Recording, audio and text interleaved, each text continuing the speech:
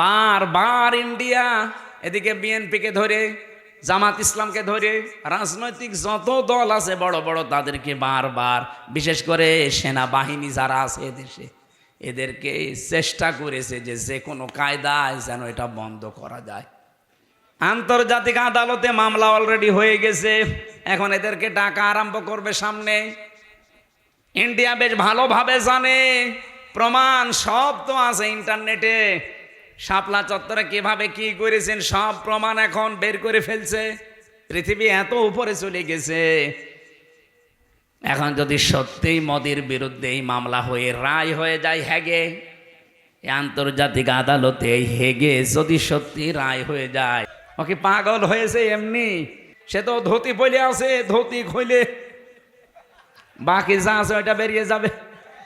আপনি বিশ্বাস করেন সামনে ইন্ডিয়ার সাথে বড় বড় চুক্তি বিশ্বের যেগুলো আছে সব তারা মানব অধিকারের দোহাই দিয়ে বন্ধ করে দেবে।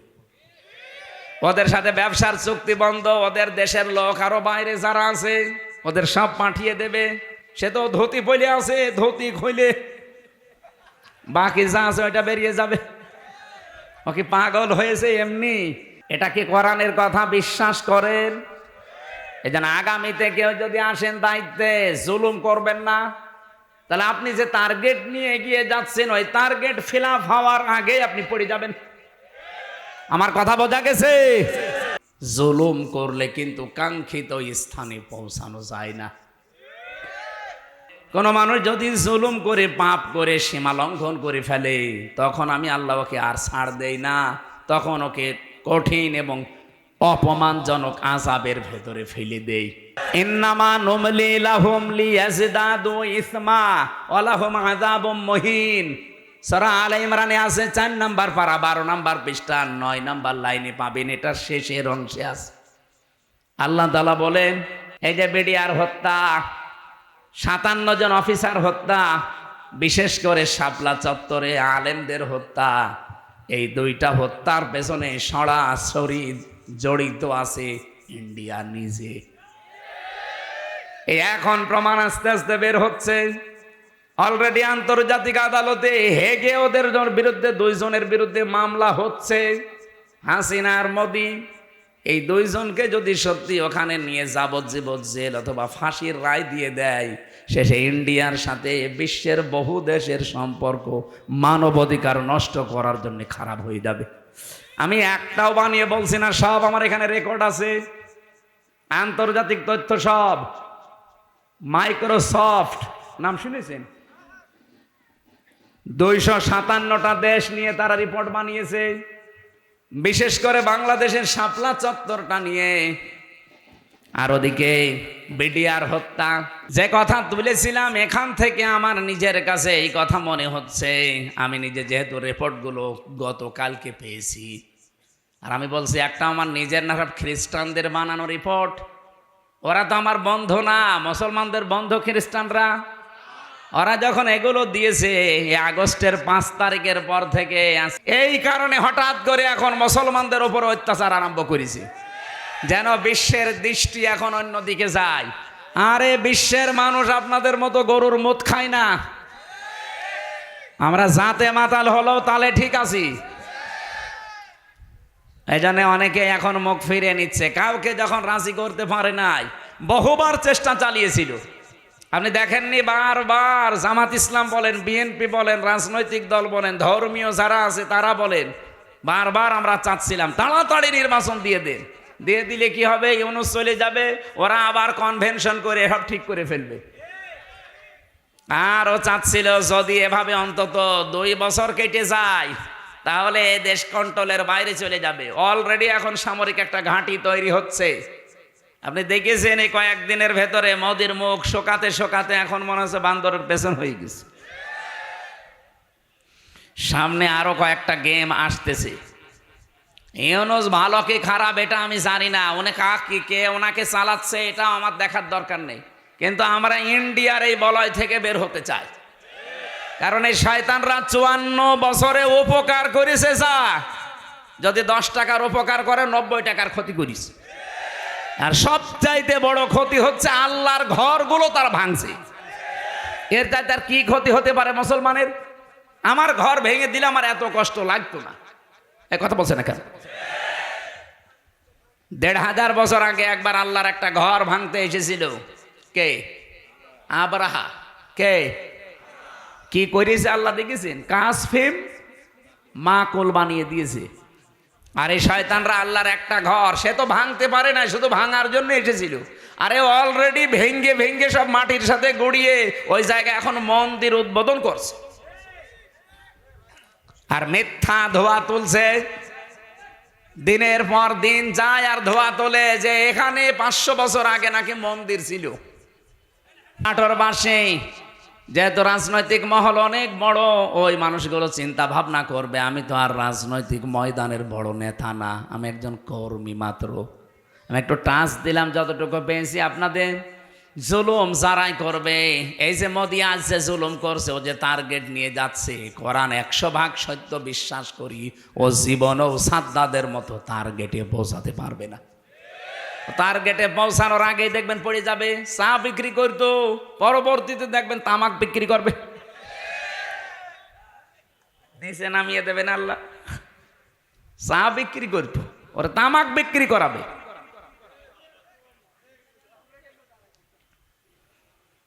অলরেডি ডাঙ্গা বাঁধিয়ে দিয়েছে ভারতে। গত পরশু দিনও দেখলাম 2 জন মুসলমান দাড়িওয়ালা ধরে সরাসরি জবাই করছে। এখন ওর হাতে আর দুনিয়ার কিচ্ছু নেই, শুধু এইটাই আছে পুঁজি যে মুসলমানদের বিরুদ্ধে হিন্দুদের উস্কিয়ে দিয়ে এদের দাঙ্গা তৈরি করে একটা ফায়দা লড়বে, ঘোলা পানিতে মাছ শিকার। এই জন্য গোবিন্দ পরামানিক কিন্তু বুঝে ফেলেছে। বাংলাদেশের পুরা বাংলাদেশ মিলে হিন্দু মহাজোট আছে, তার মহাসচিব গোবিন্দ চন্দ্র পরামানিক গত পরশু দিনও জানিয়েছে না যে তামাম পৃথিবীর হিন্দু ভাইরা, হিন্দু বোনেরা সবাই এই মাতাল মোদিকে থামান। একটা মাতাল এই শয়তানের মনোবাসনা পূর্ণ করতে গিয়ে যা আরম্ভ করেছে, এ পৃথিবী কয়েকদিন পরে বসবাসের অযোগ্য হয়ে যাবে, কারণ ঘরে ঘরে তখন মারামারি শুরু হবে। এই জন্য লোকটাকে থামাতে বলছে। আমরাও চাই হিন্দু ভাইরা যারা আছেন, অন্যান্য খ্রিস্টান ধর্মের যারা আছেন, খ্রিস্টান ভাইদের কি বিবেক বুদ্ধি সব কি লোপ পেয়েছে? আপনাদের মেয়েকে, আপনাদের বোনকে এই ইন্ডিয়ার বুকে ওরা উলঙ্গ করে রাস্তায় হাঁটিয়েছে 17 সালে। এই কথা বলছেন না কেন? আমাকে বানিয়ে বলছি। আপনাদের মাকে, বোনকে, মেয়েকে যারা উলঙ্গ করে রাস্তায় হাঁটাতে পারে, তাও রাজপথে, আপনাদের কি বিবেকে কুকুরে প্রসব করেছে? বিবেকটা জাগ্রত হচ্ছে না? অন্তত উগ্রপন্থী, সন্ত্রাসী, জঙ্গি এই যে যারা আছে, এদেরকে থামানো দরকার এখনই, নাই তো এ বাতাস বাংলাদেশে আসলো বলে তখন আমরা নিজেরা কামড়া কামড়ি করে মরা লাগবে। ওরা এমনি বারবার এই হাওয়া দিয়েছিল, কিন্তু বাংলাদেশের মানুষ যাই হোক কোনো হাওয়াতে ফলে নাই। ফুটবলকে একবার একজন জিজ্ঞাসা করছে যে এত লাথি খাও কেন? বলছে ভাই আমি মানুষের পামে ফুলি, লোকে আমারে হাওয়া দিয়ে ফোলায়, এই জন্য লাথি দেয়। আমি তো নিজে ফুলতে পারি না। আমি যদি নিজে ফুলতে পারতাম তাহলে আমাকে কেউ হাওয়া দিত না, আর আমাকে লাথি দিতেও পারতো না। মানুষ যেহেতু আমারে পাম দেয়, হাওয়া দেয়, আমি ফুলে উঠি, আবার লাথিও দেয়। তখন তো আমরা আর কোনো কারোর পামে হাওয়ায় ফুলতে রাজি না। সে আমেরিকা বলেন, ইন্ডিয়া বলেন, চীন বলেন, রাশিয়া বলেন, কারো হাওয়া পেয়ে ফুলতে পারবে? আমরা ফুলতে চাই আমাদের নিজেদের হাওয়ায়। এই কথা বলে না কেন? আমার কথার অর্থ বোঝেননি? আমরা ফুলতে চাই কার হাওয়ায়? হঠাৎ করে 54 বছর পরে নারী কমিশন যতগুলো রিপোর্ট দিয়েছে, একটাও কোরআনের সাথে মিলছে? কেন এই মহিলাগুলো আগে 54 বছর ছিল না? ছিল। হঠাৎ এটা করছে কেন? এদের পেছনে রাঘব বোয়াল আছে, কারা আছে এখন টের পাওয়া যাচ্ছে। 13 জন মানুষকে, 10 জন মানুষকে নিয়ে আপনি কমিশন বানালেন। এই 10 জন মানুষের ভেতরে সেই মহিলাগুলোর চেহারা দেখলাম, সব টিপ পরা। কি কথা বলছেন না কেন? এইগুলো এই 15.5 বছর এই জালেমা মহিলাকে টিকিয়ে রাখার জন্য বিভিন্ন কথা বিভিন্ন সময় বলতো। এই দেশে কি শুধু ওই 10 জন আর মহিলা নেই দেশে? ডক্টর নাসিমা হাসানকে নেওয়া যায়নি? ঢাকা বিশ্ববিদ্যালয়ের যে শিক্ষিকা, এই যে কুমিল্লায় বাড়ি, বলেছিল আমার ছেলের কলার চেপে ধরেছেন কেন, জবাব দেওয়া লাগবে। এই মেয়েটাকে নেওয়া যায়নি কমিশনে, তাহলে উল্টা পাল্টা রিপোর্ট দিতে পারতেন না। এমন এমন রিপোর্ট দিয়েছে, শয়তান পর্যন্ত চিন্তা করছে যে আমিও তো এ চিন্তা করি না। ওদের প্রথম রিপোর্টে কি দেখেছেন, যে কোনো স্বামী যদি স্ত্রীর সাথে সহবাস করতে চায়, স্ত্রী যদি বলে না আমার এখন হবে না, এরপরও স্বামী যদি সহবাস করে তাহলে ধর্ষণ মামলা হবে। ধর্ষণ মামলা হলে জজ রায় দেবে। ধর্ষণের বিচার কি? ফাঁসি। কথা বলছে না কেন? তা আপনার কি মনে হয় এই রিপোর্ট শুনে, বলেন তো? ভালো, এই জন্য তো সাক্ষী লাগবে। তা এখন মানুষের মনের অবস্থা তো আর কেউ জানে না।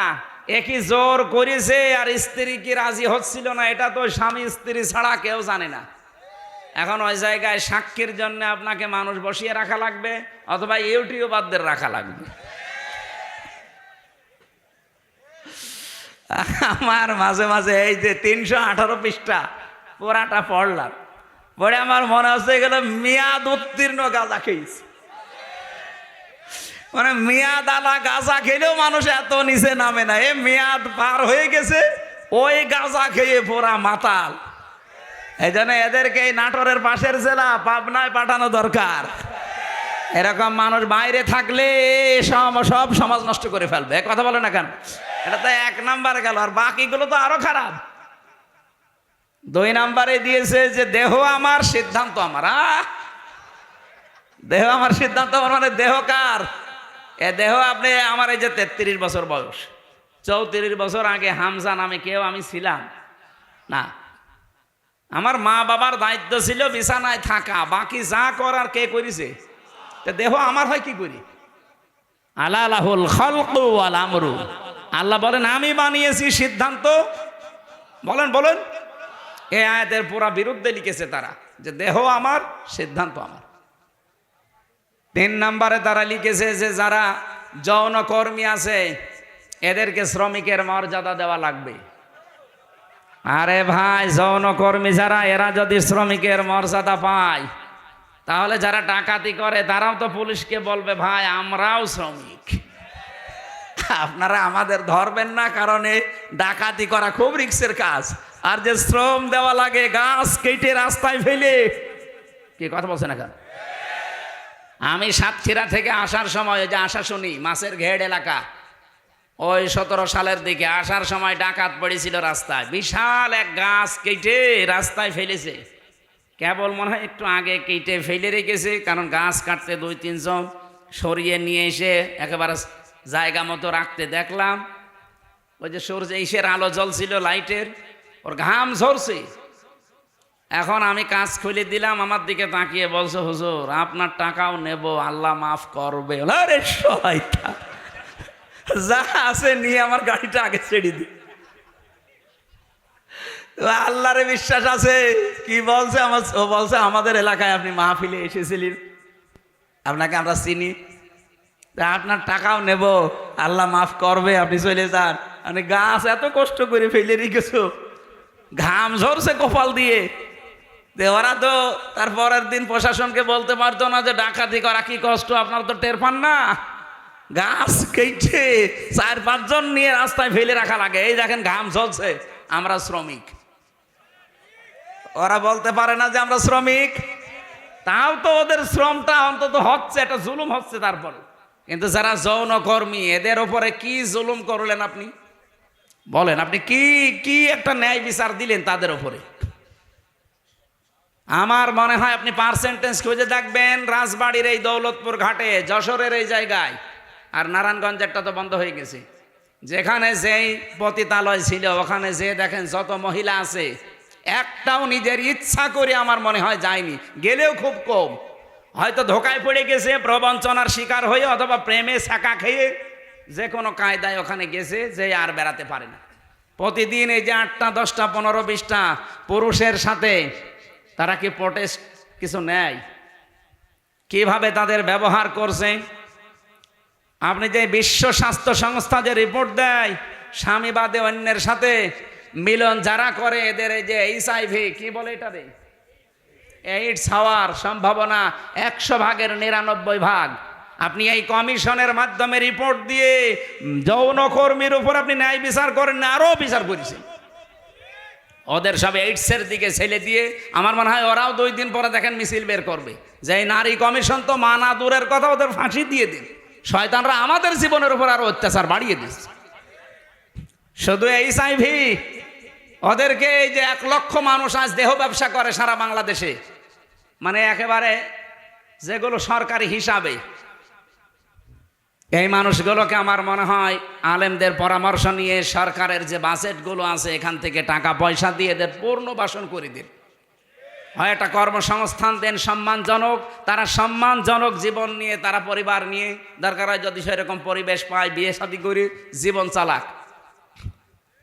যে সমস্ত দেশ আছে যেখানে পতিতালয় চলে না, সেই দেশগুলো দেশে শ্রীকে নেই, চলছে না পৃথিবীতে।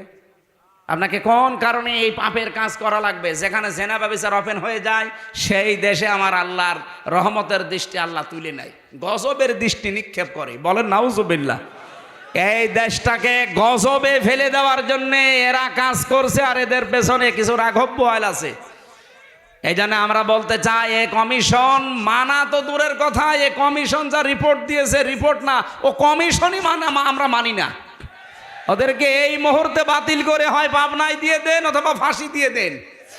হ্যাঁ, আপনারা রাজি নেই?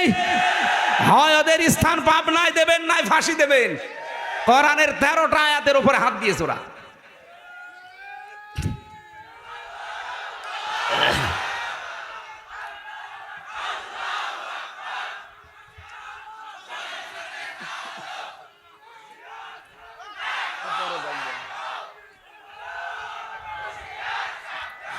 আমার ভাইরা,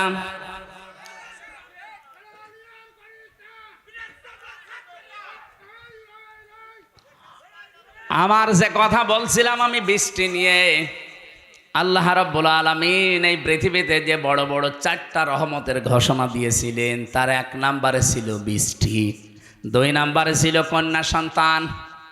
কিন্তু আমরা কন্যা সন্তানের নাম শুনলে বা আসলেই আমার যে বাবা যারা, অনেক বাবা মন খারাপ করে। বিশ্বনবী জানিয়েছেন কোন পরিবারে যদি একটা কন্যা আসে সঙ্গে সঙ্গে আল্লাহ 4 জন ফেরেশতা পাঠিয়ে দেয়। কোন পুরুষ মানুষ আসলেই সেখানে 4 জন নাই, 1 জনও ফেরেশতা আছে। এ কথা কোরআন হাদিসে আছে নেই? মেয়েরা যারা এসেছেন, সম্মানিতা মা বোনেরা, আপনাদের কাছে বিপদে ফেলার জন্য কমিশনে নারী নামে কিছু হিজড়া, এগুলো নারী বলা যায় না। এগুলো নারী বলবেন কি করে আপনি? ওদের চেহারার দিকে তাকিয়ে দেখেন, নারীর কোনো বৈশিষ্ট্য ভেতরে পাওয়া যাচ্ছে না। এখানে আমরা মনে হয় মাইকে ঘোষণা দিলে যারা পুরুষ মানুষ, যে মহিলা মহিলা প্যান্ডেলে যান, পুরুষগুলো পুরুষ প্যান্ডেলে যান, আর কিছু মানুষ ওই যে বিড়ি খেয়ে বেড়াচ্ছে, ওদের আপনি কোন প্যান্ডেলে ঢোকাবেন? হ্যাঁ, নারী কমিশনে যে 10 জন মানুষ রিপোর্ট দিয়েছে, 10 জনের চেহারায় দেখলাম একটাও নারীর মতো মনে হচ্ছে না। পুরুষও তো তারা না, তারা তৃতীয় লিঙ্গ হবে। আপনাদের জন্য ওইটা ঠিক আছে, এই দেশের মহিলাদের প্রতিনিধিত্ব করার কোনো ক্ষমতা অধিকার আপনাদের নেই। মেয়েরা আল্লাহর সবচাইতে বড় রহমতের সৃষ্টি। আল্লাহ বলেন 2 নম্বর, আমি যখন বান্দার ওপরে বেশি খুশি হয়ে যাই, বৃষ্টি দেওয়ার পরে ওই এলাকায় মানুষের ঘরে আমি কন্যা সন্তান পাঠাই।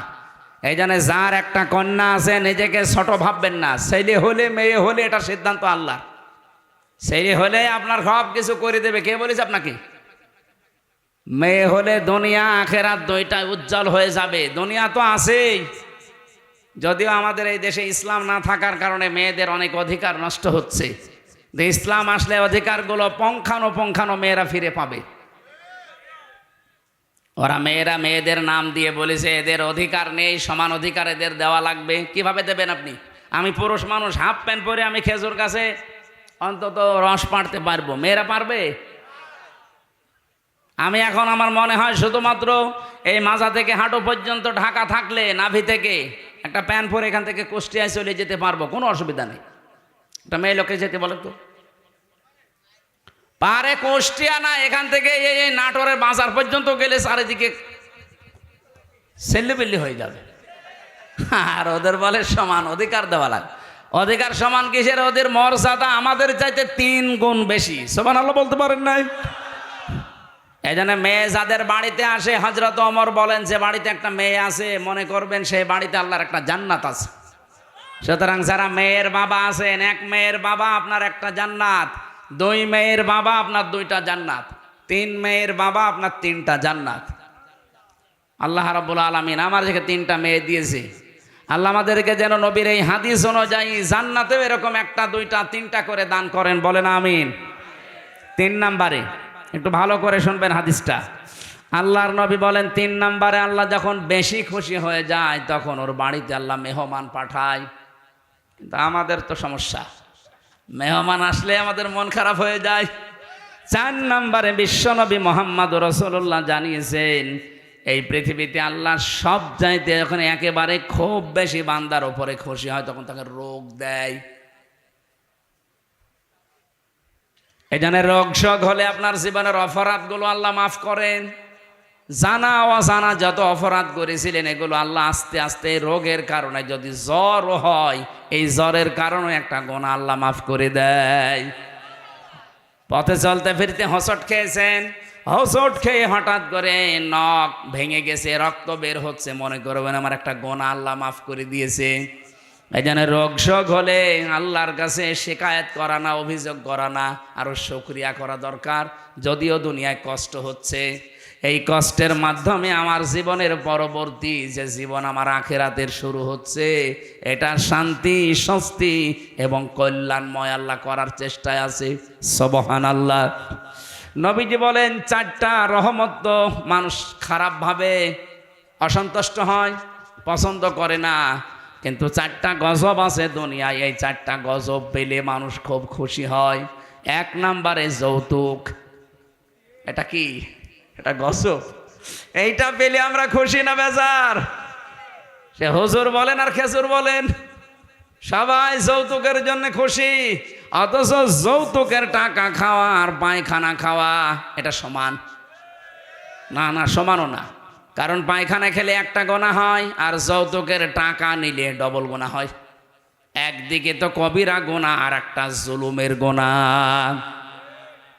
মেয়ের বাপের খুশি ছাড়া, তার মন থেকে খুশি হওয়া ছাড়া তার বাড়িতে ছেলের বাড়ির লোকজন যে একটা পান খাওয়াও জায়েজ নেই। কি কথা বলছেন না? আমি কি বানালাম এটা? হাদিস। নবীজি বলেন যতদিন আমার যতগুলো বিবাহ করেছি, যত মেয়েকে বিয়ে দিয়েছি, আমার একটা মেয়েকে কোনোদিন যৌতুকের টাকা দিয়ে, সম্পদ দিয়ে বিয়ে দেওয়া লাগে নাই। প্রতিটি বিয়েতে আমি আমার মেয়েদের এবং আমার বিয়েতে আমি অলিমা করেছি। কি করেছি বলেন তো? অলিমা কি ছেলের বাড়ি হয় না মেয়ের বাড়ি? বলেন বলেন। মেয়ের বাড়ি বলল কে? মেয়ের বাড়ি অলিমা হবে কেন? মেয়ের বাড়ি হয় বরযাত্রী মানুষ যায়, অথচ বরযাত্রী ইসলামে নেই। নাটোরবাসী আজকে থেকে সিদ্ধান্ত নিয়ে বাড়ি যাবেন, জীবনে আর কোনো দিন কারো বরযাত্রী যাব না। আজকের ওয়াজ শুনতে এসে ভুল করেছে, জীবনে খাওয়া দাওয়া বন্ধ হয়ে গেল। আরে ভাই, ইসলামে যেটা নেই ওটা আপনি করে আনন্দ পাবেন, ওটা ডবল গুনাহ হবে। কারণ এমনি জায়েজ নেই, তারপর আপনি আনন্দে আনন্দে গিয়েছেন। হ্যাঁ, যদি কেউ দাওয়াত দিতে আসেন বলবেন যে অলিমা করেন, আমি আপনার বাড়ির দরকার 5 দিন যেয়ে খাবো। এই জন্য যৌতুক আজকে থেকে বন্ধ। যৌতুক মনে করেন শুধু টাকা নিয়ে, ফ্রিজ নিয়ে, টেলিভিশন নিয়ে, মোটরসাইকেল নিয়ে না। মেয়ের বাবার বাড়ি থেকে যদি তার অনুমতি ছাড়া, তার খুশি ছাড়া যদি একটা পানও কেউ খায়, ওইটাও যৌতুক। যে ছেলে খাক, ছেলের বাবা খাক, আপনি ছেলের আত্মীয় স্বজন যে খাবেন কি করে? আশা করছে এটা আজকে থেকে বন্ধ করে দেয়। এটা হিন্দুদের কালচার, আমরা মুসলমানরা এটা মানতে পারি না। 2 নম্বরে এটা একটু সমস্যা আছে, এটা বলবো। নবীজি বলেন সবচাইতে বেশি আমার আল্লাহ খুশি হয় ওই 4টা কাজ করলে। বৃষ্টি হলে, কন্যা সন্তান হলে, মেহমান আসলে আর রোগ ব্যাধি হলে। আর সবচাইতে বেশি আমার আল্লাহ নারাজ হয় কিন্তু আমার বান্দা বান্দিরা খুশি হয়। 1 নম্বরে যৌতুক, 2 নম্বরে গেবদ। এই গেবদ করলে মানুষ খুব খুশি হয়, অথচ আমার আল্লাহর আরশ পর্যন্ত কম্পন ধরে। জীবনে যদি আপনার নেকির কাজ কমও থাকে ভাইরা, আমি আহ্বান জানাচ্ছি, আপনার নামাজ, রোজা, হজ, যাকাত, দান, সাদগা, জীবনের আমল আখলাক কম হয়েছে, আল্লাহ মাফ করে দেবে।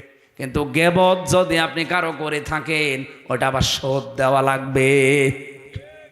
যেই দোষ যার ভেতরে নেই, ওইটা যদি তার উপরে আপনি চাপিয়ে দিয়ে ওটা বলতেই থাকেন, তাকে কালার করার জন্য চেষ্টা করেন, এটা তখন আর গেবদও থাকে না, তখন তহমত হয়ে যায়।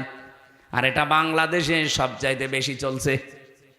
এই কথা বলছেন এখানে কত মানুষ এখনো বিভিন্ন জায়গায় বসে আছে, দেখে তারা গেবদ চালাচ্ছে। গেবদ করলে মানুষ খুশি হয়, কিন্তু আমার আল্লাহ বেজার হয়ে যায়। 3 নম্বরে সবচাইতে বেশি খুশি হয় মানুষ মিথ্যা বললে, কিন্তু আমার আল্লাহ নারাজ হয়।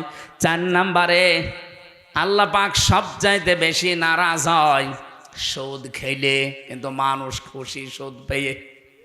এখানে আমার বিশ্বাস অনেক মানুষ এখানে বসে আছে যারা টাকা ছেড়ে রাখে। 1000 টাকা দিলে বছর মাসে মাসে 100 টাকা বেশি দেয়। এলাকায় নেই এটা? এই সুদের সাথে যারা জড়িত আছেন, টাকা ছেড়ে রাখেন, টাকা আসে, আপনি লিখে নিতে পারেন আপনি মায়ের সাথে এখনো জেনা করছেন। এই কাজে যারা আছেন এই মুহূর্তে তাওবা করে ছেড়ে দেওয়া লাগবে। যারা যারা রাজি আছেন তারা হাত তোলেন তো, অসুবিধা নেই, তোলেন। যারা ছেড়ে রেখেছেন তোলেন। আপনি বুঝে ফেলেছেন, চালাক আছে নাটোরে মানুষ, কাঁচা গোল্লা খাওয়া মানুষ তো খুব চালাক আছে। হাত তুলে আবার নামিয়ে ফেলিস না। আমি জানি এখানে বহু মানুষ এরকম আছে, যেই মানুষগুলো টাকা ছেড়ে রেখে এসেছে, মাহফিল শেষ করে ওই টাকা সকালে যেয়ে তুলবে। সুদের টাকা তুললে সবচাইতে নারাজ হয় বেশি কে? আর সবচাইতে বেশি খুশি হয় সে নিজে। সুতরাং এই 4টা রহমত, 4টা গজব, বেজার হয় আল্লাহ 4টা কাজে, আর আমরা নিজেরা বেজার হই 4টা কাজে। আল্লাহ আমাদেরকে কন্যা সন্তান যেহেতু রহমত, বৃষ্টি যেহেতু রহমত, এই পৃথিবীতে মেহমান আসা রহমত, আল্লাহ রোগ ব্যাধি দিয়েছে এটাও রহমত। এগুলো পেয়ে নারাজ না হয়ে এগুলোর সঠিক এবং পরিমার্জিত ব্যবহার করার তৌফিক কামনা করছি। সকলে বলেন আমিন। আমার আজকের আমি বিষয় আলোচনা সাজিয়েছিলাম যে আল্লাহর দল কারা, আল্লাহর দলের বৈশিষ্ট্য। এই পৃথিবীতে এখন দল কত আছে আপনি হিসাব করতে গেলে কলম খাতা নষ্ট হয়ে যাবে। বাংলাদেশে প্রায় 73টার উপরে দল আছে। আমি অল্প কথায় মেন কথাগুলো, অল্প সময় মেন কথাগুলো বলতে চাই। একটু বসেন, জবান খুলে সূরা মায়েদার এই 54 নম্বর আয়াত, মেন কথাগুলো বলবো ইনশাল্লাহ। আল্লাহ পাক বলেন, ইয়া আইয়ুহাল্লাযীনা আমানু মাইয়ারতাদ্দা মিনকুম আন দীনিহি ফাসাউফা ইয়াতিল্লাহু বিকওমিন। ঈমানদারেরা, এই পৃথিবীতে কোনো মানুষ যদি আল্লাহর দিন থেকে ফিরে চলে যায়, আল্লাহর ইসলাম থেকে, তোমাদের ভেতরে যেই চলে যাবে, সঙ্গে সঙ্গে আমি আল্লাহ একটা নতুন সিদ্ধান্ত নিয়ে ফেলি।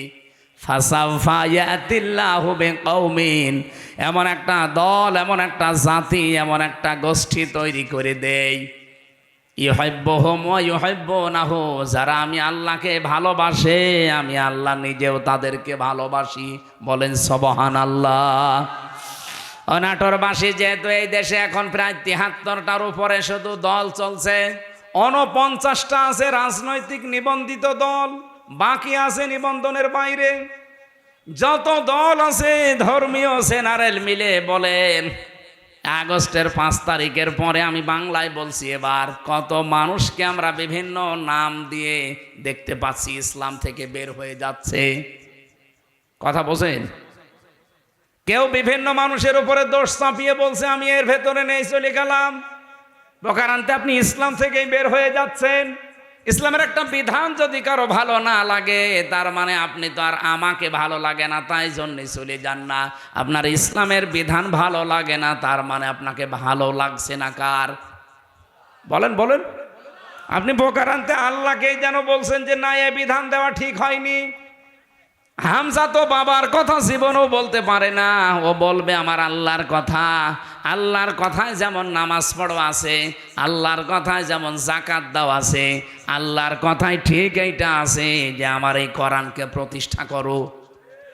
তা আমি নামাজের ওয়াজ করলে আপনার খুব ভালো হুজুর মনে হয়, রোজার ওয়াজ করলে আপনার কাছে ভালো ওয়াজ মনে হয়, কিন্তু যখনই বলে এই নামাজ রোজার শিক্ষা যেটা এটা কায়েম করা লাগবে, নামাজের শিক্ষা 27টা, রোজার শিক্ষা 4টা, এইগুলো যদি আমি এখন বাংলায় কায়েমের কথা বলি এই সমাজে, যেটা কায়েম করা দরকার কোরআন দিয়ে, তখনই আপনার কাছে রাজনীতি মনে হয়। আপনি কি আমার চাইতে কোরআন বেশি বোঝেন? আপনি কি শামীম ওসমানের মতো হয়ে গেছেন? বলছে আমি কি ইসলাম বুঝি না? আমাদেরকে ইসলাম বোঝাতে আসবেন না। প্রতিদিন নাকি উনি 72 রাকাত নামাজ পড়ে। এটা যে ডাহা মিথ্যা কথা। এখানে যদি আলেম থাকে জিজ্ঞাসা করেন, দেখেন তো সর্বোচ্চ তাহাজ্জুদের নামাজ 8 রাকাত থেকে 12 রাকাত। কি কথা বলছেন এখানে? 8 রাকাতের উপরে তাহাজ্জুদের নামাজ আপনি কোথায় পেলেন? খুব বেশি হলেও নাই 12 রাকাতের উপরে আর তাহাজ্জুদের নামাজ নেই। নবীজি হয় 8 রাকাত পড়তেন, নাই 12 রাকাত পড়তেন, এরপরে এই বেতের পড়ে উনি পড়াটা কমপ্লিট করে দিতেন। আর উনি নাকি 72 রাকাত নামাজ পড়ে তাহাজ্জুদ। পুরা দাহা মিথ্যা কথা। ও রাত 2টা 3টায় মাল খেয়ে ঘুমায়, ও তাহাজ্জুদ ফজরের নামাজে তো পড়ে না। আপনি তো ইসলাম থেকে বের হয়ে গেছেন পোকার আনতে, হামজার ওপরে দোষ চাপিয়ে, যে ওদের দোষ আছে, 24-এর দোষ, 71-এর দোষ, 47-এর দোষ। এই কথা না বোঝার ভান করে থাকবেন না। আগস্টের 5 তারিখের পরে বহু মানুষকে আমরা দেখলাম আল্লাহর দিন থেকে, পোকার আনতে ইসলাম থেকে বের হয়ে চলে যাচ্ছে। ওরা আমাদের ভয় দেখাতে চায় যে আমরা চলে গেলে তোমরা নিরুপায় হয়ে যাবে। আরে ভাই, ইসলাম তো আর আমার না, আর আমি ইসলামের মালিকও না, ইসলামও আমার না, ইসলামের মালিকও আমি না। আমার মালিকও আল্লাহ, ইসলামের মালিকও আল্লাহ। আমি শুধু খাদেম। কথা বলুন। আমি খেদমত করছি, আমার একটা পাওনা বাকি আছে। এই যে সভাপতি সাহেবকে যদি উনি বলে এই জমিনটা আমার, আপনারা কাজ করেন, সারাদিন করেন, বিকাল 5টায় আপনাদের বেতন দিয়ে দেব। এখন বলেন তো জমিনের মালিক কি আমি? মালিক উনি না, আমরা কি কামলা খাদেম, কাজ করে খাই। এই জমিনও আমার না, জমিনে যেটা আমরা বপন করছি, এই বীজ বা ধান লাগাচ্ছি, চারা, এগুলোর মালিকও আমরা না, সবের মালিক উনি। আমরা শুধু টাকা পাওয়ার আশায় আছি, বিকাল 5টায় বেতন দিয়ে দেবে, ওইটা নিয়ে আমার সংসার চলবে। নাটোরবাসী, এই বাংলাদেশের এই জমিনটা আমার আল্লাহর, এ কোরআনও আল্লাহর। জমিনে আল্লাহর, কোরআন আল্লাহর। ওনার জমিনে ওনার আইন, ওনার কোরআন প্রতিষ্ঠা করবে এই দেশে যারা আল্লাহর খাদেম, গোলাম, বান্দা, তারা আল্লাহর বান্দা দাবি করে, যারা আল্লাহর কোরআনের আইন বাদ দিয়ে মানুষের তৈরি করা আইন কায়েম করতে চায়, আল্লাহর কসম এই মানুষগুলো বেতন পাওয়া দূরের কথা, ওদের খবর আছে। বিকাল 5টা পর্যন্ত আমাকে এই জমিনে টিকে থাকা লাগবে। বিকাল 5টা মানে জীবনের শেষ দিন। এক কথা বলছেন এখানে, বিকাল 5টা মানে জীবনের শেষ দিন। কারণ আমার একটা বেতন পাওয়ার সময় আসবে, আমার যখন চোখ বন্ধ হয়ে যাবে। ওয়াবুদ রাব্বাকা হাত্তা ইয়াতিয়াকাল ইয়াকিন। আল্লাহ বলেন ওই পর্যন্ত ইবাদত করতে থাকো, আমার দিনের সাথে লেগে থাকো, যতদিন ইয়াকিন না আসে। ইয়াকিন মানে না, ইয়াকিন মানে মৃত্যু। ইয়াকিন মানে বিশ্বাস, সেটা আলাদা ইয়াকিন। আর এখানে ইয়াকিন মানে মৃত্যু। মরণ যতদিন না হবে ততদিন পর্যন্ত দিন কায়েমের জন্য আপনাকে টিকে থাকা লাগবে। কারণ আমরা এখনো আমাদের বেতন পাইনি। পেয়েছি? বলেন বলেন। আমাদের চূড়ান্ত বেতনের নাম কি? 500 টাকা, 1000 টাকা, কি জান্নাত। ওইটা যতদিন আমি না পাবো ততদিন পর্যন্ত আমার চেষ্টা অব্যাহত থাকবে। এখন যদি আপনি আমাকে বাধা দিতে আসেন, এই জমিনে ধান লাগিয়েছিলাম কিন্তু বিকাল 5টা বাজার আগে আপনি তুলে ফেলছেন, আপনি যত বড়ই মস্তান হন, আমরা যারা 8-10 জন মিলে ধান লাগিয়েছি, যদি আপনার সাথে নাও পারি তাও বাধা দেব। কারণ আমি তো এখনো বেতন পাইনি। আপনি ধান তুলে ফেললে ওনারা বেতন দেবে? উনি এসে আমাদের আরো গরম দেবে। ওই সারাদিন নষ্ট করলে, ধান তুলে ফেলেছে, কিছুই বলনি, বেতন দেওয়া দূরের কথা, আরো 500 টাকা করে দিয়ে যাও। যে জমিন আল্লাহর, কোরআন আল্লাহর, আমরা তো খাদেম, কামলা, পাঁচজন মনীষ, লেবার যাই বলেন, আমরা চেষ্টা করে যাচ্ছি। আমাদের চেষ্টা হচ্ছে জমিনে এটা প্রতিষ্ঠা করা। হ্যাঁ, পদ্ধতি আমাদের ভুল হতে পারে, কেউ কেউ গণতন্ত্রের পদ্ধতি নিয়েছে, আপনার পদ্ধতি ভুল হতে পারে, কিন্তু আমার মন তো ঠিক আছে যে আমি জমিনে আল্লাহর দিন কায়েম করব। হ্যাঁ, কথা বলেন না কেন? হ্যাঁ বলেন। আফগানিস্তান তারা একটা পদ্ধতি নিয়েছে, তারা এক পদ্ধতি নিয়ে তারা অলরেডি কায়েম করে ফেলেছে। তুরস্ক একটা পদ্ধতি নিয়েছে, আপনি মোরসির দিকে তাকান, সে একটা পদ্ধতি নিয়েছিল যে যেখানে ইসলাম কায়েমের জন্য চেষ্টা চালাচ্ছে। পদ্ধতি ভুল হতে পারে, কিন্তু তার কর্ম তো ঠিক আছে। তার মনের আকাঙ্ক্ষা, আশা, তামান্না এই যে আল্লাহর জমিনে আমি জীবনের শেষ দিন পর্যন্ত অন্তত দেখতে চাই যেটা কায়েম হয়েছে। আমার রাস্তা ভুল হলে কি আমি একটু ঘুরে ফিরেও আসতে পারবো না জায়গায়? এখন যদি একে ভাইকে বলি যে আমি নাটোরে যাব, উনি একটা রাস্তা দেখিয়েছে। মোসাম ভাইকে বললাম নাটোরে যাব, উনি আমারে দেখিয়েছে সেই বড়াই গ্রাম গুরুদাসপুর ঘুরে। হ্যাঁ, আমি নাটোরে যেতে পারবো ঠিক, এদিকে গেলে হয়তো 1 ঘন্টা লাগবে, এদিকে 1.5 ঘন্টা লাগবে, কিন্তু রাস্তা তো ঠিকই আছে, জায়গা মতো আমি যেতে পারবো। একটু সময় বেশি লাগবে, কম লাগবে।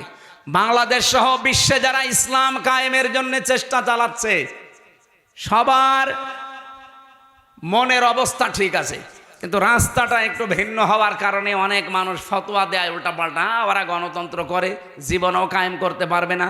আরে দিনের মালিকই তো আমি না, আমি কায়েম করার কে? আমি চেষ্টা করে যাচ্ছি, অবশ্যই আমার সফলতা আমার জান্নাত পাওয়া পর্যন্ত। কিন্তু এর ভেতরে যদি কেউ মাস্তানি করতে আসেন, ধান বানানো, লাগানো, ধান বীজ তুলে ফেলবেন, আর আমি বেতন পাওয়ার আগে আপনাকে ছেড়ে দেবো, জীবনেও না। দরকার আপনার সাথে মারামারি হবে। কথা বলেন, কথা বলেন। আপনার সাথে হাতাহাতি হবে, মারামারি হবে। যদি মেরে ফেলা লাগে মেরেও ফেলবো, কারণ আমার টার্গেট বেতন। বেতন বলেন, ওই বেতনের নাম বিকাল 5টায় যেটা আল্লাহ দেবে, ওইটা এখনো হয়নি। আর আপনি তার আগেই দিন থেকে বিভিন্ন সোতা নাতা বের হয়ে চলে যাচ্ছেন। কি করবেন? আল্লাহর কিছুই হবে না। যাদেরকে আপনি ভয় দেখাতে চান তাদেরও কিচ্ছু হবে না, কারণ এই জমিনের আশা তারা অলরেডি কলিন্না সলাতি ওয়া নুসুকি এ বলার পরে ছেড়ে দিয়েছে। যারা এই কথা বলে যে কলিন্না সলাতি ওয়া নুসুকি, তারা জীবনের আশা ছেড়ে দিয়েই বলে। আপনার মতো মুনাফিকি করার জন্য, লোক দেখানোর জন্য বলে না। যারা এগুলো বলতো এতদিন, তারা কিন্তু অলরেডি আল্লাহর দিন থেকে বিভিন্ন সোতা নাতা বের করে বিভিন্ন কথা ধোয়া তুলে তারা চলে যাচ্ছে। আল্লাহ এই জন্য বলেছেন, যদি কেউ দিন থেকে চলে যায়, ফাসাউ ফায়াতিল্লাহ, অতি শীঘ্রই। যারা আরবি জানে, সাউফা শব্দটা আল্লাহ কেন ব্যবহার করেন? সিন, সাউফা, কদ, লাম, এরকম 13টা শব্দ আছে। কোন সেন্টেন্সের আগে যদি আসে, বাংলা অর্থ দাঁড়ায় খুব তাড়াতাড়ি। আল্লাহ বলেন, যদি কেউ দিন থেকে মুখ ফিরিয়ে চলে যায়, আমি শুধু দেখবো, দেখার পরে অতি তাড়াতাড়ি ইয়াতিল্লাহু বিকৌমিন, একটা দল তৈরি করে দেব। ইউহিব্বুহুম ওয়া ইউহিব্বুনাহু, তারা কি? আমি আল্লাহকে ভালোবাসবে, আমি আল্লাহও তাদেরকে ভালোবাসবো। তাদের গুণাগুণ কি হবে? এই যে আল্লাহর দলের বৈশিষ্ট্যগুলো বলতে আল্লাহ কথাগুলো দিয়েছেন। রব্বুল আলামিন বলেন, তাদের গুণাগুণ হবে প্রথমত 3টা। আজিল্লাতিনা আলাল মুমিনিন, আইজ্জাতিনা আলাল কাফিরিন। তারা নিজেদের প্রতি মমিনের প্রতি হবে রহমদিল, কিন্তু কাফেরদের প্রতি হবে তারা কঠোর, বজ্রমুঠো। বাংলাদেশে আজ দেখান একটা দল কিন্তু অলরেডি আল্লাহ তৈরি করে দিয়েছে, যারা নিজেদের প্রতি এত রহমদিল, নিজের আপন ভাইয়ের সাথেও তাদের এত ভালোবাসা নেই। আমি আমার নিজেরটাই বলছি ভাই, আল্লাহর কসম। আপনাদের এই যে মোজাম্মেল এই যে মোজাম্মেল ভাইয়ের বাড়ি নাটোরে, আমার বাড়ি কুষ্টিয়া। ওনার সাথে আমার আত্মীয়তা নেই, রক্তের সম্পর্কও নেই। ওনার আমি শুধুমাত্র ভালোবাসি একামতে দিনের কারণে। আর এই ভালোবাসা মহাব্বতটা আল্লাহ নিজে পয়দা করে দিয়েছে। কারণ যখন আল্লাহর দিন থেকে তখন একটা দল আল্লাহ নিজে তৈরি করে দেয়, ওই দলের প্রথম বৈশিষ্ট্য তারা নিজেদের প্রতি রহমদিল হয়, মহাব্বত ভালোবাসা তৈরি হয়, কিন্তু কাফেরদের প্রতি তারা কঠোর। আপনি একটা আল্লাহর বিরুদ্ধে অবস্থান নিয়ে দেখেন, নাটোর, কুষ্টিয়া, পাবনা থাকবে না। একামতে দিনের কর্মী যারা, কুষ্টিয়াও যা, চট্টগ্রামও তাই, সব একবারে রাস্তায় নেমে আসবে। কারণ কাফেরদের প্রতি আমাদের কঠোরতা এটা তৈরি করে দিয়েছে কে? আপনি অন্য কিছু খেয়াল করে দেখেন তারা নামে কিনা, জীবনও পাবেন না। ইউজাহিদুনা ফি সাবিলিল্লাহি ওয়ালা ইয়াখাফুনা লাওমাতা লাইম। তারা আল্লাহর দ্বীন এই জমিনে প্রতিষ্ঠা করার জন্য জিহাদ করবে, সংগ্রাম করবে, চেষ্টা চালাবে, পরিশ্রম করবে, প্রচেষ্টা করবে, কিন্তু কোনো ওয়ালা ইয়াখাফুনা ভয় পাবে না লাওমাতা লাইম, কোনো তিরস্কারকারীর তিরস্কারকে তারা পাত্তা দেবে না।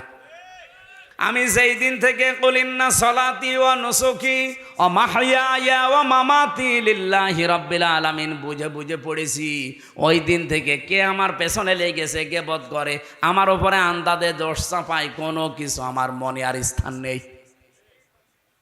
আমার মনে হয় এই দেশে যারা একামতে দিনের কর্মী, আল্লাহর কসম তাদেরকেও আপনি এইভাবেই পাবেন, কোনো তিরস্কারকারী তিরস্কারকে তারা পাত্তা দেবে। আমাকে রাজাকার পর্যন্ত বলা হয়েছে, কিন্তু আমি কি রাজাকার? আমার 33 বয়সে যদি রাজাকার হয়, কিন্তু এই কথা বলে আপনি দাবিয়ে রাখবেন, আপনি বলবেন ও শিবিরের রক্ষাটা কর্মী, এই কথা বলে দাবিয়ে রাখবেন, ও জামাত ইসলাম করে, ও চরমনার মুরিদ, এই কথা বলে দাবিয়ে রাখতে পারবেন না। কারণ কোনো তিরস্কারকারীর তিরস্কারকে আমি থোড়াই কি আর পাত্তাই দেই না। এই গুণটা তৈরি করে দিয়েছে কে? আল্লাহ বলেন যালিকা ফাদলুল্লাহ, এটা আল্লাহর অনুগ্রহ, যাকে তাকে আল্লাহ দেয় না। ইউতিহি মাইয়াশা, যাকে আল্লাহ ইচ্ছা করে তাকে দেয়। সুতরাং এই বাংলাদেশে আল্লাহর দলের বৈশিষ্ট্য 3টা পেলাম। তারা নিজেদের প্রতি রহমদিল হবে, কাফেরদের কোনো বিধান যদি দেখে, কাফেরদের কোনো কাজ কারবার দেখলে তারা বজ্রকণ্ঠ হয়ে যাবে। এতদিন পর্যন্ত যত সংস্কার এসেছে, কোন সংস্কারে বাংলার মুসলমানেরা বাধা দেয়নি, দিয়েছে না? দেয়নি। কিন্তু নারী কমিশন 13টা রিপোর্ট দেওয়ার পরে আমরা বাধা দিয়েছি কেন? কারণ তারা শুধুমাত্র সংস্কার করে না, তারা আল্লাহর কোরআনে হাত দিয়েছে। আর এই জায়গায় তখন আমরা এক হয়ে গেছি। হেফাজত নেই, চরমনা নেই, জামাত ইসলাম নেই, খেলাফত নেই, সব তখন বাংলাদেশে এক। আপনি দেখেননি, সব এক হয়ে বলেছে না এটা তো মানা দূরের কথা, এ কমিশনই মানি না। আমির জামাত ডাক্তার শফিকুর রহমান এটা বলে নাই যে কমিশন তো দূরের কথা, ও কমিশনই মানি না। যদি বেশি ঝামেলা করেন আবার কিন্তু আগস্টের 5 তারিখ আসতেছে। এটা তো আমরা এই এতদিন পর্যন্ত যত সংস্কার করেছেন কোনো জায়গায় বাধা দেয়নি, কারণ ওই জায়গায় আল্লাহ রাসূলের বিরুদ্ধে পাইনি। কিন্তু এবার পেয়েছি সরাসরি আল্লাহর বিরুদ্ধে। আজিল্লাতিন আলাল মুমিনিন আইজ্জাতিন আলাল কাফিরিন। আমরা নিজেদের প্রতি ভালোবাসা, মহাব্বত, স্নেহময় স্নেহশীল আছি। বললাম না মোজাম্মেলের সাথে সত্যি বলছি, আমার সম্পর্ক আত্মীয়তার না, রক্তের না, শুধু দিনের, শুধুমাত্র দিনের সম্পর্ক। আমার নিজের আপন ভাই তো নেই, যদি থাকতো সে যদি আল্লাহর দিনের কর্মী না হইতো, তার সাথে ওনার মতো মহাব্বত আমার হইতো না। কারণ এই মহাব্বতটা পয়দা করে দিয়েছে কে? 2 নম্বরে আমরা কাফেরদের প্রতি কিন্তু কঠোর, যেহেতু ওরা নারী সংস্কারের নাম নিয়ে আল্লাহর কোরআনের 13টা আয়াতে অলরেডি হাত দিয়েছে, এই জন্য ওরা কাফের। বলেন, আমরা মনে হয় ওদের জানাজা পড়া এখন তওবা না করলে ঠিক হবে না। যারাই নারী কমিশনে আছেন, যদি সাপোর্টও কেউ করেন, আপনিও কাফের, আপনার প্রতিও আমরা বাধ্য হব কঠোর হতে। আর আল্লাহর দ্বীনে জমিনে কায়েম করতে হয়তো আমাদের রাস্তা, আবার বলছি, তরিকা ভুল হতে পারে, কিন্তু আমাদের মন ঠিক আছে। আমরা চাই আল্লাহর জমিনে আল্লাহর সিদ্ধান্ত চলবে। এই জায়গায় কেউ যদি বাধা দেয়, তিরস্কার করে, উল্টাপাল্টা গালি দেয়, থোড়াই কি আর জীবনে কিছু মনে করি নাই, করবো না। এটা বৈশিষ্ট্য কে দিয়েছে? ইউজাহিদুনা ফি সাবিলিল্লাহ। তারা প্রচেষ্টা করবে, জিহাদ করবে, সংগ্রাম করবে, দল করবে, মিছিল মিটিং করবে, আন্দোলন করবে আল্লাহর জন্যে। লা ইয়াখাফুন, তারা ভয় করবে না। লাওমাতা লাইম, কোন তিরস্কারকারীর তিরস্কারকে। আপনি এবার নিজের নিরপেক্ষ দৃষ্টি দিয়ে বলেন, এই যে 3টা গুণ বললাম, সারা বাংলাদেশে তো 73টার উপরে দল আছে, কোন দলের বৈশিষ্ট্য এই 3টা গুণ আপনি পান বলেন?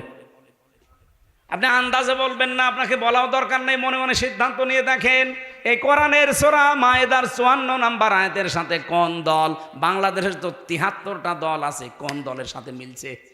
আল্লাহ বলেন স্যার তার সাথে মিলবে না, যালিকা ফাদলুল্লাহি ইউতিহি মাইয়াশা, এটা আল্লাহর অনুগ্রহ, যাকে ইচ্ছা আল্লাহ তাকে দান করে। আল্লাহু ওয়াসিউন আলিম, আল্লাহ প্রশস্ত এবং জ্ঞানী। আমি কোরআন সত্যি করা মাথায় নিয়ে বলতে পারি, এই তিনটা যার ভেতরে আছে ওই দলে আল্লাহ যেন আমাদেরকেও শামিল করেন। আমার কথা বোঝা গেছে না? এবার আল্লাহ আমাদেরকে 4টা বৈশিষ্ট্যের কথা দিয়েছেন। ওই গুণগুলো অর্জন করতে হলে 4টা বৈশিষ্ট্য লাগবে। 55 নম্বর আয়াতে আছে, আর 56 নম্বর আয়াতে আছে এই দল বিজয়ী হবেই। কারণ বিজয়ী হওয়া এটা আমি আল্লাহ আমার জন্যে আর ইমানদারদের জন্যে আমার রাসূলের পক্ষ থেকে আমি এটা লিখে দিয়েছি। কাতাবাল্লাহু লিআগলিবান্না আনা ওয়া রুসুলি। বিজয়ী হওয়া এটা আমি আল্লাহ আমার নিজের জন্য লিখে দিলাম। দুনিয়ায় যা কিছুই দেখো না কেন, সর্বশেষ বিজয়ের মালা পরবে কে? এটা আল্লাহ লিখে দিয়েছেন। এই জন্য আল্লাহ যেহেতু একটা দল নিচে তৈরি করে দেবে, ওই দলের বৈশিষ্ট্য যেগুলো বললাম এগুলো যেই দলের ভেতরে পাবেন, মনে করবেন ওদেরকে আল্লাহ নিজে বানিয়েছে। এই আয়াত আমি নিজে এখন বানালাম। এত সহজ বাংলায় বলার পরও কিছু মানুষ এখনো বোঝে না। আমার মনে হয় ও আজরাইল দেখার আগে আর বুঝবে না। এখন আপনার ভেতরে যা ভালো লাগে তাই করেন, যান আপনাকে ছেড়ে দিলাম। ফাসাউফা ইয়াতিল্লাহু বিকওমিন, অতি শীঘ্র একটা দল আমি বানিয়ে দেব, যেই দলকে ইউহিব্বুহুম ওয়া ইউহিব্বুনাহু, তারা আমাকে ভালোবাসবে, আমিও তাদের ভালোবাসবো। আপনি খেয়াল করে দেখেন, এই গুণগুলো যাদের ভেতরে পাবেন আপনি তাদের সাথে অ্যাক্টিভ হবেন, মনে করবেন আল্লাহ আপনাকে এই দলে শামিল করে নিয়েছে। আর যাকে তাকে তো করবেও না। কি করবে? কালকে লালপুরের আলোচনা এটা ছিল, আল্লাহ যাকে তাকে তার দিনের কাজ একামতে দিন প্রতিষ্ঠার জন্য নিয়ে যায় না। আল্লাহু ইয়াজতাবি ইলাইহি মাইয়াশা ওয়া ইয়াহদি ইলাইহি মাইয়ুনিব। যে লোকটা মন থেকে আল্লাহর দিকে ফিরে আসতে চায় তাকে আল্লাহ এই কাজের জন্য নির্বাচিত করে। এই দেশে লক্ষ লক্ষ মানুষ আছে, সবাই একামতে দিনের কাজে লাগে না। যাকে আল্লাহ ভালোবাসে, যাকে আল্লাহ নির্বাচিত করেছে, যাকে আল্লাহ বাছাই করেছে, তাকে এই কাজে লাগায়। এখন আপনি বাসায়ের ভেতরে নেই, আপনি আছেন ছাটায়ের ভেতরে, তা আপনাকে আমি জোর করে নিয়ে আসবো কি করি? আমার কথা বোঝা গেছে? না বুঝলে এখানে আসেন, আসেন এদিকে আসেন। আমি আশা করি আমার আয়াত আমি অল্প কথায় হলেও বোঝাতে পেরেছি। আল্লাহ যেহেতু একটা দল তৈরি করে দিয়েছেন, এই দলের বৈশিষ্ট্য বললাম, যার সাথে মিলবে। যদি আওয়ামী লীগের সাথে মেলে ওনাকে আবার নিয়ে এসে আবার দল করেন, যদি বিএনপির সাথে মেলে বিএনপির সাথে করবেন, জামাতের সাথে মেলে জামাতের সাথে করবেন, যার সাথে মেলবে এইটার পক্ষে আমরা থাকতে চাই।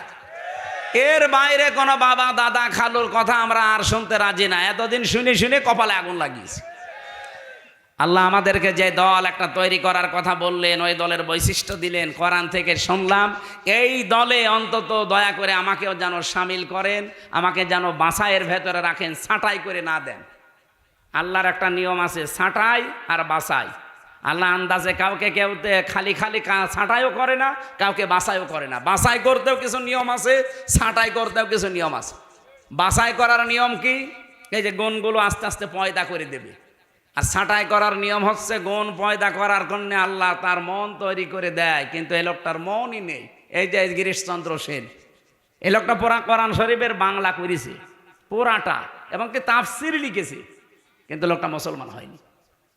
আপনি নরসিংদী যান, ওর বাড়িতে ওকে পুড়িয়ে ফেলেছে, ওর বাড়িটা আছে। আমি নিজে গিয়ে দেখেছি। এই লোকটা পুরা কোরআন ওর জীবনী নিয়ে পড়ছিলাম, পুরা কোরআন শরীফ বাংলা করেছে। আপনি যা তা মনে করছেন, অর্থ করে তাফসির করেছে। আর তাফসির যারা করে, যারা যারা এখানে বসে জিজ্ঞাসা করেন, এক একটা শব্দের কমপক্ষে একাধিক অন্তত 3টা শব্দের অর্থ তো জানাই লাগবে। দরবা মানে মারা, দরবা মানে দৃষ্টান্ত দেওয়া, দরবা মানে সফর করা, এরকম 33টা অর্থ আছে এক একটা শব্দের। লক্ষ লক্ষ শব্দ আছে, প্রতিটি শব্দের এরকম 33টা কমপক্ষে অর্থ আপনি জানবেন। এই জানার পরে কোন জায়গায় কোন অর্থ সেট হয়, না অ্যাপ্রোপ্রিয়েট হয়, পারফেক্ট হয়, ওইটা ওই জায়গায় বসাবেন, তারপরে তাফসির লেখা সহজ হবে। এই হিন্দু আমার চাইতে কোরআন শরীফ কত বেশি পড়েছে।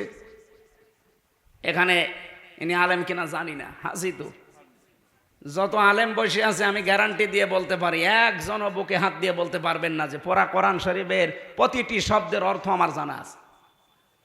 ও পুলিশকে জিজ্ঞাসা করেন, পুলিশও পারবে না। পারবেন না? না, ওনা তো এই লাইনের লোক না, জেনারেলের শিক্ষিত, আলেমরাই পারবে না। আমি নিজেও আমার মনে নেই ভাই, আমি সত্যি কথা বলছি। আমি পড়েছিলাম, পড়াটা শেষ করেছি, তাও একবার দুইবার না, কমপক্ষে 70 বারের উপরে জেলখানায় থাকতে পড়েছি। অনার্স মাস্টার্স করার সময় তো কত বার পড়েছি, আমার সব মনে নেই। এখন আবার স্টাডি করা লাগবে। আজকের আয়াতের প্রত্যেকটা শব্দের অর্থ আমার মনে আছে, কিন্তু পুরা কোরআন শরীফের আমার মনে নেই। অথচ বেটা হিন্দু মানুষ, ওর কি মেধা ছিল বলেন তো, প্রতিটি শব্দের একাধিক অর্থ একেবারে নখদর্পণে। তাও যেখানে যেটা খাটে, যেখানে যেটা মিল হয়, ঠিক ওইভাবে লিখেছে পুরা কোরআন শরীফের। অথচ লোকটা মরে যাওয়ার পরে ঈমান পায়নি, মরে যাওয়ার পরে জানাজা হয়নি, কবরে দেয়নি, আগুন দিয়ে পুড়িয়ে ফেলিস। কারণ ও আল্লাহর বাছাইয়ের ভেতরে ছিল না, ছাঁটাইয়ের ভেতরে ছিল। আল্লাহ আপনাকে বাছাই করবে না ছাঁটাই করবে, এটা আপনার মনের ওপরে। এখন আপনি কি করবেন সিদ্ধান্ত নিয়ে বাড়ি যান।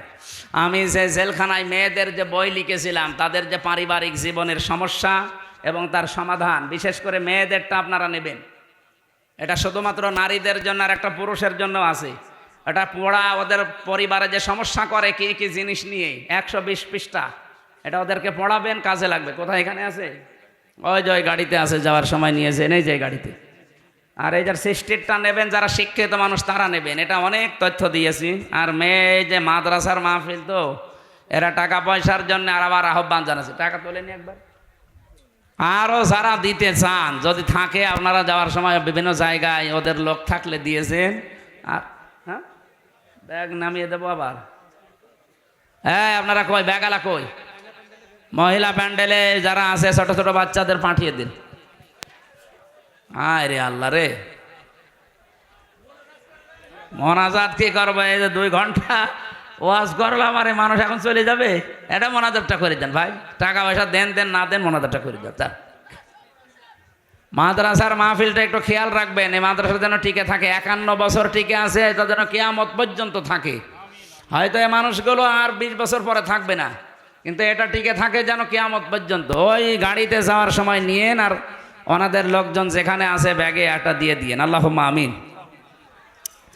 লা ইলাহা ইল্লা আনতা সুবহানাকা ইন্নী কুনতু মিনাজ জালিমিন।